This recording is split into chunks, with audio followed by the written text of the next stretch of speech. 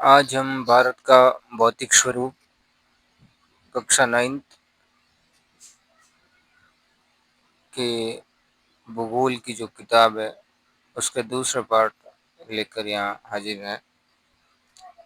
भारत का भौतिक स्वरूप जो संक्षेप में हम जानेंगे, फिर उसके भागों के बारे में जानेंगे।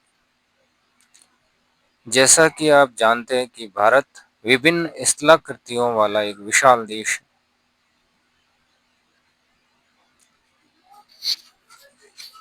स्थलाकृतियों का अर्थ है बच्चों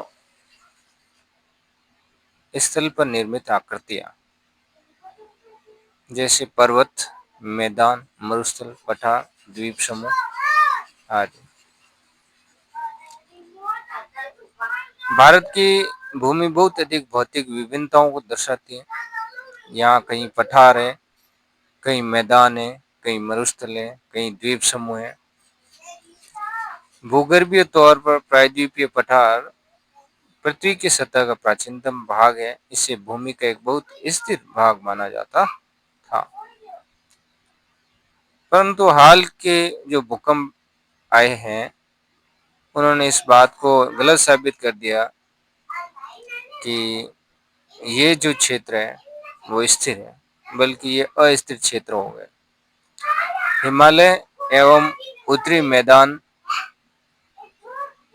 हाल में बनी स्थलाकृतियां हैं, यानी युवा स्थलाकृतियां हैं, जिसके अंदर ऊंचे शिखर है, गहरी घाटियां हैं, तेज बहने वाली नदियां हैं।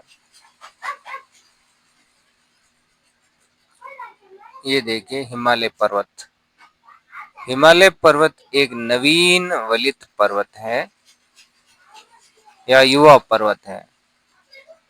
यह इसका जो निर्माण है, जब भारत अफ्रीका से टूटकर इस क्षेत्र से टकराया था, चीन का जो क्षेत्र उससे टकराया था, उसके कारण ये जो है क्षेत्र अस्तित्व में आया है। हिमालय की जो ऊंचाई है आज भी जो है बढ़ रही है। इसका अर्थ है कि ये नवीन और युवा पर्वतमाला है। इसके उत्तर में पामीर ग्रंथि, हिंदकुश और कुनलून श्रेणियां, इधर पश्चिम में सुलेमान श्रेणी। ये क्षेत्र जो है वो 5 नदियों का क्षेत्र, सिंधु, झेलम, रावी, सतलुज और व्यास, पंजाब कहलाता है। इधर कैलाश श्रेणी से 2 नदियां मुख्य रूप से निकलती है, एक सिंधु और दूसरी ये जो सांगपो नदी है, जिसको तिब्बत में सांगपो कहते हैं, लेकिन भारत में जो ही गुजरे वो आती है, उसे हम ब्रह्मपुत्र नदी के रूप में जानते हैं। चलिए आगे चलते हैं। भारत का जो उत्तरी मैदान है जलीय निक्षेपों से बने हैं। प्रायद्वीपीय पठार आग्नेय तथा रूपांतरित शैलों वाली कम ऊंची पहाड़ियों एवं छोटी चौड़ी घाटियों से बना है। उत्तरी मैदान जलोढ़ निक्षेप, यानी जो भी ये नदियां तलछट लाती है अपने साथ, बजरी, कंकड़, पत्थर लाती है, वो इन विशाल मैदानों में ये एकत्रित कर देती है। इसको कहते हैं जलोढ़ निक्षेप। तो ये मैदान जलोढ़ निक्षेपों से बने। निक्षेप का अर्थ है जमाव।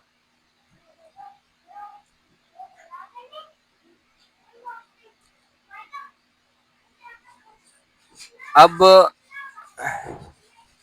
मुख्य भौगोलिक वितरण, यानी भारत की भौगोलिक आकृतियों को निम्नलिखित वर्गों में विभाजित किया जा सकता है। हिमालय पर्वत श्रृंखला जो अपने उत्तर और पूर्व में स्थित है। उत्तरी मैदान जो गंगा, यमुना, घाघरा, गंडक नदियों का मैदान। प्रायद्वीपीय पठार जो नीचे स्थित है। पठारी क्षेत्र जिसको कहते हैं पठारी क्षेत्र, ये देखिए आपकी स्क्रीन पे आ गए पठारी क्षेत्र। ये मालवा का पठार, ये छोटा नागपुर का पठार, दक्कन का पठार, ये जो पठारी क्षेत्र है। इसके अलावा तटीय क्षेत्र, ये यहाँ से यहाँ तक जो भी क्षेत्र है वो तटीय क्षेत्र कहलाता है। इसी प्रकार ये जो क्षेत्र है वो द्वीप समूहों का क्षेत्र है, अंडमान निकोबार द्वीप समूह और लक्षद्वीप समूह।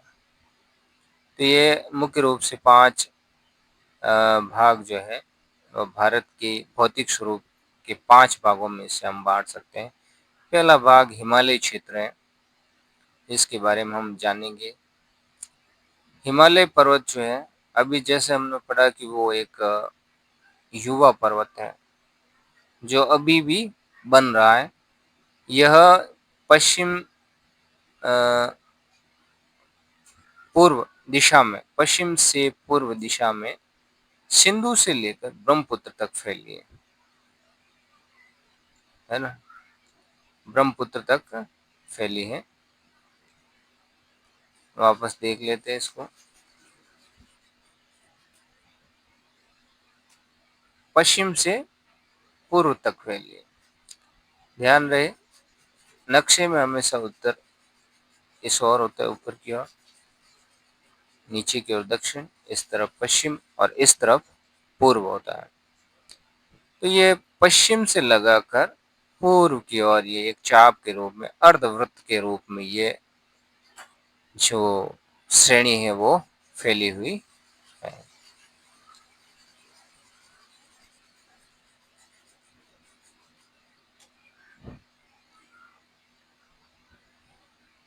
तो हिमालय एक अर्धवृत्त के रूप में जो है एक चाप की तरह हमारी सुरक्षा में तैनात है।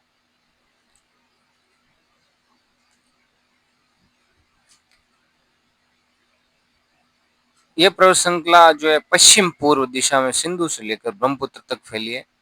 हिमालय विश्व की सबसे ऊंची पर्वत श्रेणी है और एक अत्यधिक असम अवरोधों में से एक है, यानी उबड़ खाबड़ है। 2400 किलोमीटर की लंबाई में फैले एक अर्धवृत्त का निर्माण करते हैं। ठीक है ना, अर्धवृत्त 2400 किलोमीटर में ये फैला हुआ है। 2400 किलोमीटर के अंदर ये हिमालय पर्वत फैला हुआ है। ये यहाँ से लगाकर यदि हम यहाँ तक देखें तो ये 2400 किलोमीटर के एरिया में फैला हुआ है। अब हम बात करते हैं इसकी जो चौड़ाई है, वो यहाँ जम्मू और कश्मीर में सबसे ज्यादा है, यानी 400 किलोमीटर के लगभग ये चौड़ा है यहाँ से। फिर जो सबसे कम चौड़ा है वो 150 किलोमीटर अरुणाचल प्रदेश के आसपास है। आगे चलते हैं।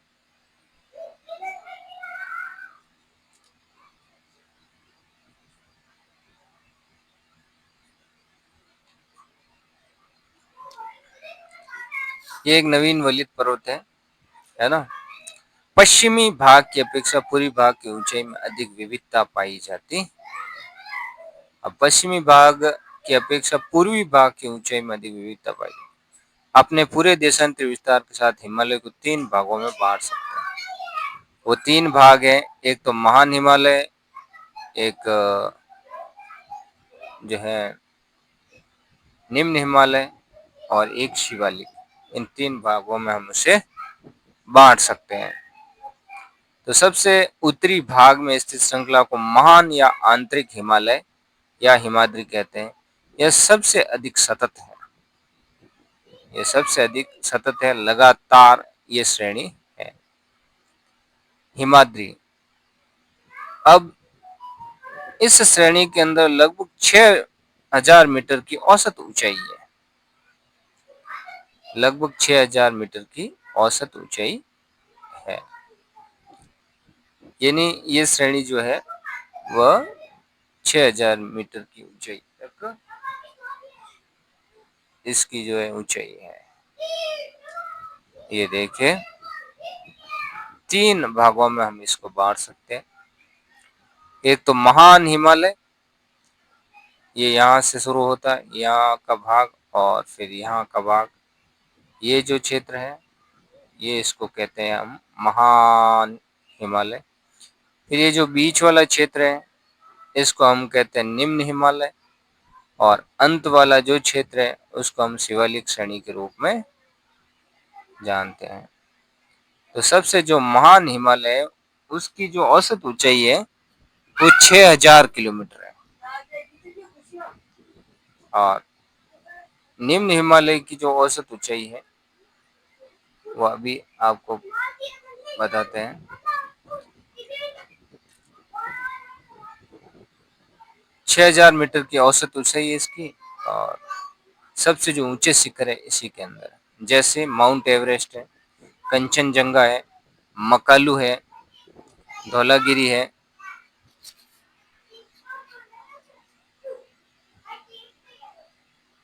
इसके अलावा नंगा पर्वत भारत के अंदर, अन्नपूर्णा नेपाल, नंदा देवी भारत, कॉमेट भारत, नामचा बरुआ भारत, गुरला मानदाता नेपाल आदि जो है ये मुख्य रूप से ये पर्वत यहाँ पे पाए जाते हैं। महान हिमालय की वलय की प्रकृति असममित है, यानी ये कहीं चौड़ा है और कहीं पतला है, एक समान नहीं है। हिमालय के इस भाग का कोर ग्रेनाइट का बना है। यह श्रृंखला हमेशा बर्फ से ढकी रहती है तथा इससे बहुत सी हिमानियों का प्रवाह होता है। महान हिमालय में पाई जाने वाली हिमानियों के बारे में हम जानेंगे। इससे पहले हम इसकी चोटियों के बारे में जान लेते हैं। ये देखिए इसकी चोटी जो जैसे नामचा बरुआ है, यह अरुणाचल प्रदेश के अंदर आई हुई है।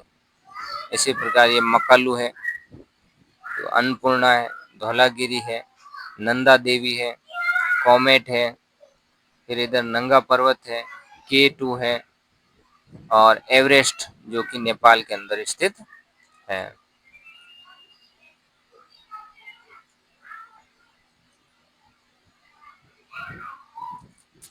चलिए, महान हिमालय में पाई जाने वाली हिमानियों तथा दर्रों के नाम। क्या आप हिमानियों और दर्रों के बारे में जानते हैं? अभी हम दर्रों के बारे में जान लेते हैं।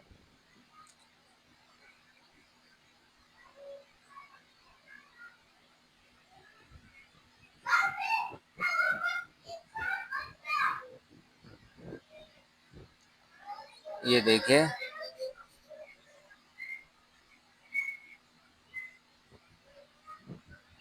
हिमालय की पर्वत चोटियां देख लिए। पहले हिमालय की पर्वत चोटियां और ऊंचाई और राज्य। कंचनजंगा 8586 मीटर सिक्किम के अंदर आई हुई है।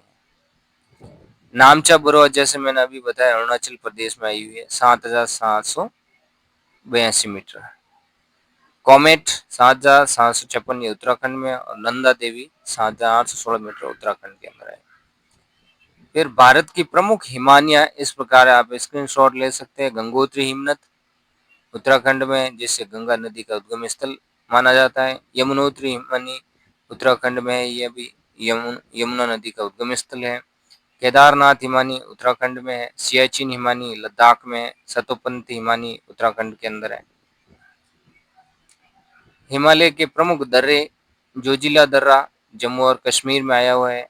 बारालाचा दर्रा हिमालय प्रदेश जम्मू के अंदर आया हुआ है। रोहतांग दर्रा हिमाचल प्रदेश में है। सीप की लौ दर्रा हिमाचल प्रदेश में है। नाथुला दर्रा सिक्किम में है। पीर पंजाल दर्रा जम्मू और कश्मीर में है और जलेपला दर्रा सिक्किम में है। इस प्रकार से हमने इन दर्रों के बारे में जाना।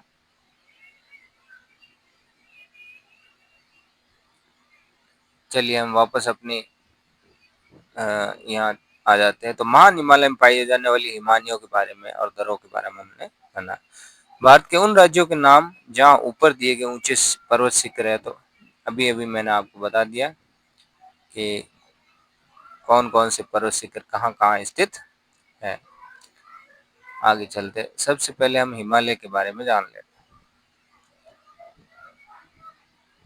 हिमाद्री के दक्षिण में स्थित श्रृंखला सबसे अधिक असम है एवं हिमाचल या निम्न हिमालय के नाम से जानी जाती है। इन श्रृंखलाओं का निर्माण मुख्यतः अत्यधिक संपीड़ित तथा परिवर्तित शैली में शैलों से हुआ है। अब इनकी जो औसत ऊंचाई है, संपीड़ित का मतलब होता है घनीभूत चट्टाने, ग्रेनाइट चट्टानों से हुआ है। इनकी ऊंचाई 3700 मीटर से 4500 मीटर, जबकि यदि हम महान हिमालय के देखें तो वहां पर जो है लगभग 6000 मीटर की ऊंचाई थी। यहाँ 3700 से 4500 मीटर की औसत ऊंचाई है और इसकी जो चौड़ाई है वो 50 किलोमीटर है, जबकि यहाँ जो थी वह जम्मू कश्मीर के अंदर 400 किलोमीटर थी और फिर अरुणाचल में 150 किलोमीटर थी। पीर पंजाल श्रृंखला लंबी तथा सबसे महत्वपूर्ण श्रृंखला है। निम्न हिमालय की सबसे महत्वपूर्ण श्रृंखला है पीर पंजाल श्रृंखला, सबसे लंबी श्रृंखला है। धौलाधर एवं महाभारत श्रृंखलाएं भी महत्वपूर्ण है। इसी श्रृंखला में कश्मीर की घाटी तथा हिमाचल के कांगड़ा एवं कुल्लू की घाटियां स्थित है। निम्न हिमालय के अंदर इस क्षेत्र को पहाड़ी नगरों के लिए जाना जाता है। तो ये सब निम्न हिमालय के अंदर आता है, जैसे मसूरी, नैनीताल, रानीखेत, ये सब निम्न हिमालय के अंदर आते हैं। ये उत्तराखंड क्षेत्र के अंदर आए हुए तीनों क्षेत्र, चाहे रानीखेत है, नैनीताल या एटलस है, ये सब उत्तराखंड में आए हुए हैं। ये सब उत्तराखंड के अंदर आए हुए हैं। आगे चलते हैं।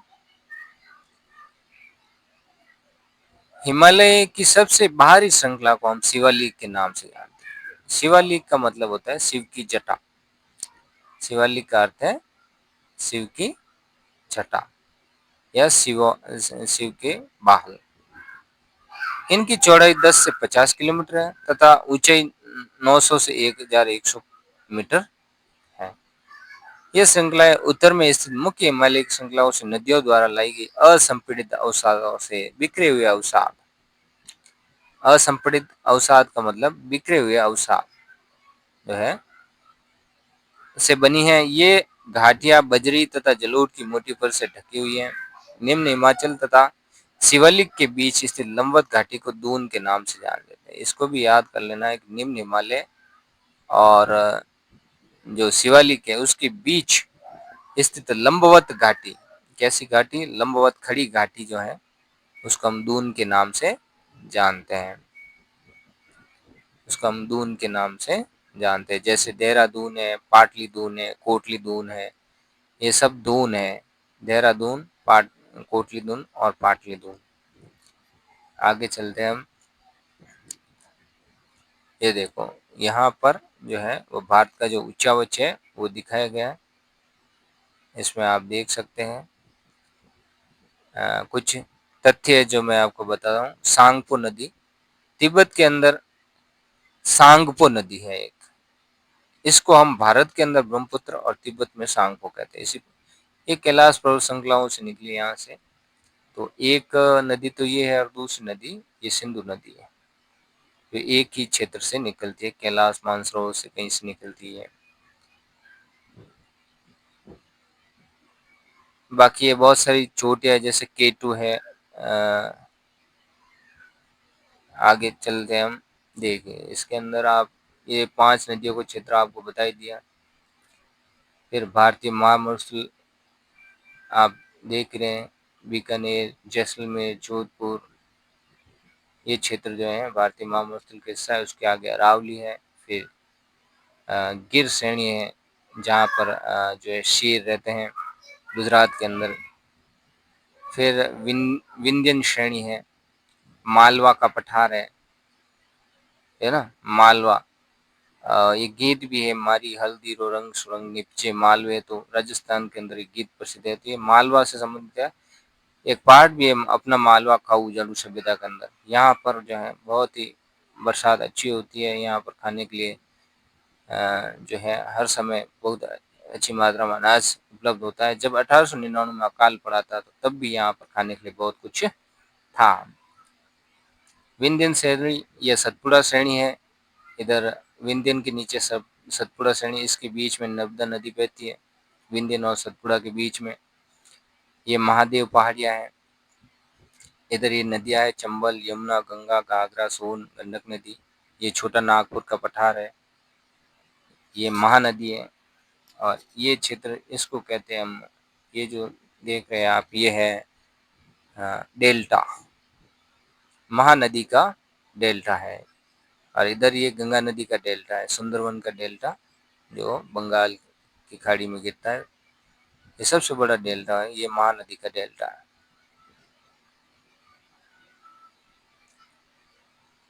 फिर इधर तापी नदी है, गोदावरी नदी, कृष्णा नदी, ये दक्षिणी भारत की नदियां, इनका आपको ध्यान रखना है। माही नदी जो है राजस्थान, ये यहाँ से निकलती है और राजस्थान से होते हुए वापस ये इस कच्छ की खाड़ी में गिरती है।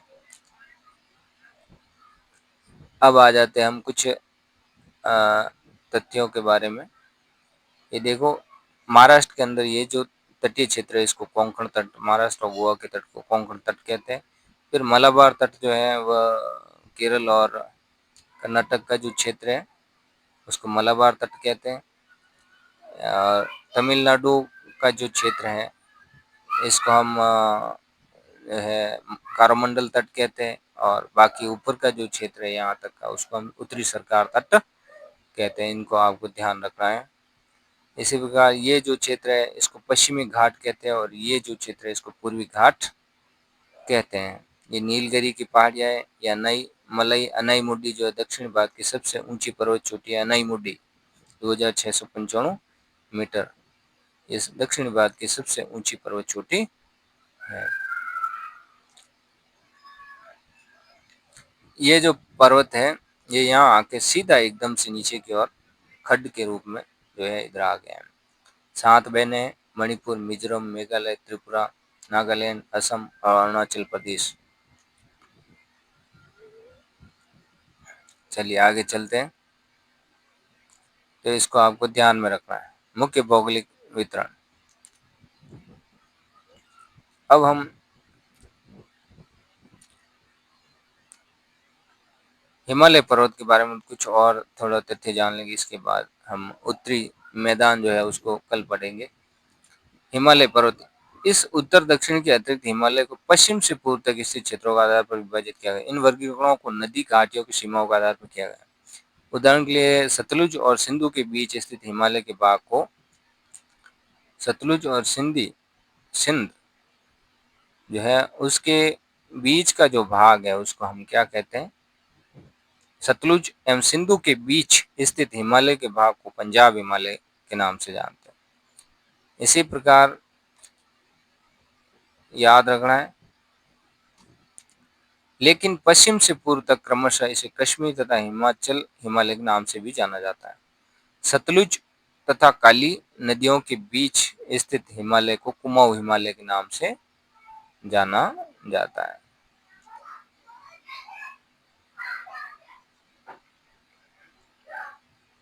सतलुज तथा काली नदियों के बीच स्थित हिमालय के भाग को कुमाऊं हिमालय के नाम से जाना जाता है। इसी प्रकार काली तथा तीस्ता नदियां नेपाल हिमालय का काली और तीस्ता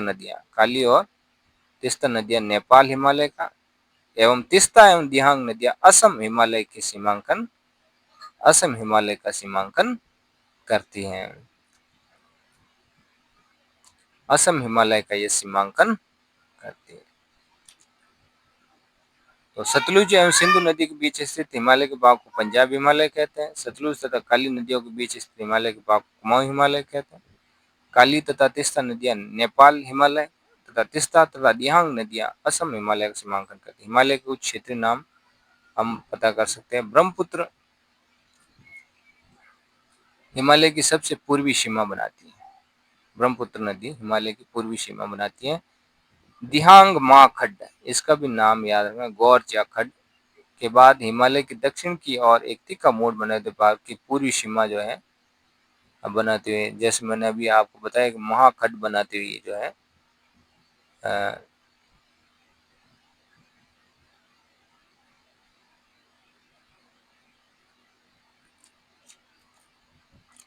साथ फैलाए जाते पूर्वांचल या पूर्वी पहाड़ियां तथा पर्वत श्रृंखलाओं के नाम से जाने। ये पहाड़ियां उत्तरी पूर्वी राज्यों से होकर गुजरती है तथा मजबूत बलों पत्थरों अवसाद शैल से बनी ये घने जंगलों से ढकी तथा अधिकतर समानांतर श्रृंखलाओं एवं घाटियों के रूप में फैली है। पूर्वांचल में जो है पटकई, नागा, मिजो तथा मणिपुर पहाड़ियां स्थित है। ये भी याद रखना है आपको। पूर्वांचल के अंदर कौन कौन सी पहाड़ियां है? तो पटकई, नागा, मिजो, मणिपुर ये पहाड़ियां पूर्वांचल के अंदर आई हुई हैं। पूर्वांचल किसको कहते हैं?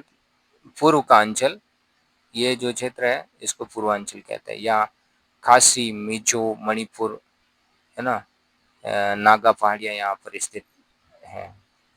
नागालैंड है, मणिपुर त्रिपुरा है, मणिपुर है, मिजोरम है।